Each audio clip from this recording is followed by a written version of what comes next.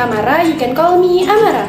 NPM 254111158, Fakultas Ekonomi dan Bisnis, Program Studi S1 Manajemen 25A.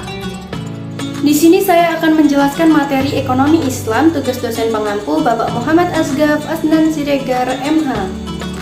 Hari ini saya mau sharing tentang ekonomi Islam. Selama ini mungkin kalian cuma dengar bank syariah ataupun pinjaman bebas riba. Padahal sebenarnya ekonomi Islam itu mencangkupnya luas banget loh, dan banyak peranannya di kehidupan sehari-hari. Apa itu ekonomi Islam? Nah, sekarang kita ke inti pembahasan. Sebenarnya apa sih ekonomi Islam itu? Singkatnya, ekonomi Islam adalah ilmu yang mempelajari cara menyelesaikan masalah ekonomi dengan pendekatan Islam, yaitu berlandaskan Al-Quran dan Sunnah. Beberapa ahli mendefinisikan sebagai berikut. Manhan menyebut ekonomi Islam sebagai ilmu yang mempelajari ekonomi, tetapi dijiwai oleh nilai-nilai Islam.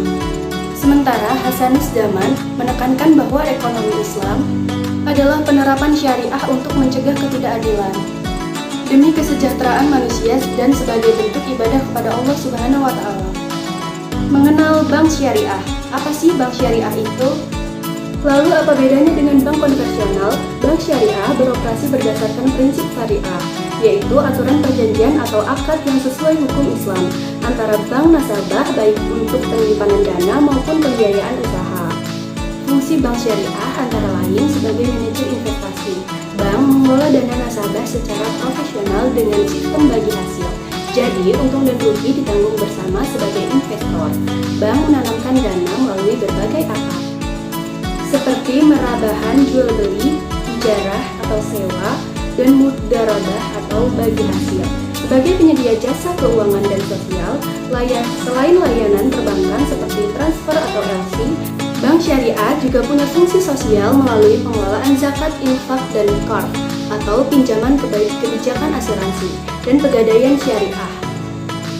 Selanjutnya kita bahas asuransi syariah.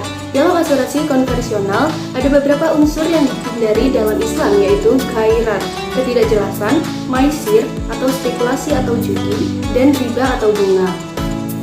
Karena itu hadir asuransi syariah yang lebih transparan, adil, dan berbasis prinsip tolong-menolong.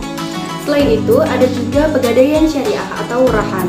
Prinsipnya sederhana, seorang peminjaman barang berharga untuk mendapatkan pinjaman. Jika untung tidak bisa dilunasi, barang jaminan tersebut digunakan untuk menutup utang secara adil. BMT dan pasar modal syariah. Untuk skala yang lebih kecil ada BMT, Baitul Mal wa Tanwalil.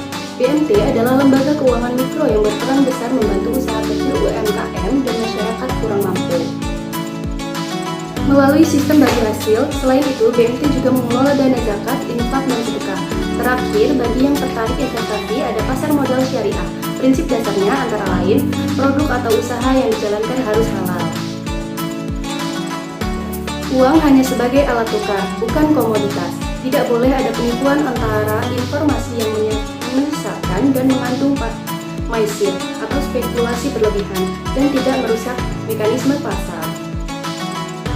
Sebagai penutup, bisa kita simpulkan bahwa ekonomi Islam bukan hanya soal larangan bunga, tetapi lebih luas lagi, tentang keadilan, transparansi, tanggung jawab, dan saling menolong dalam kehidupan ekonomi. Sekian video penjelasan dari saya. Wassalamualaikum warahmatullahi wabarakatuh. Thank you. See you in the next video.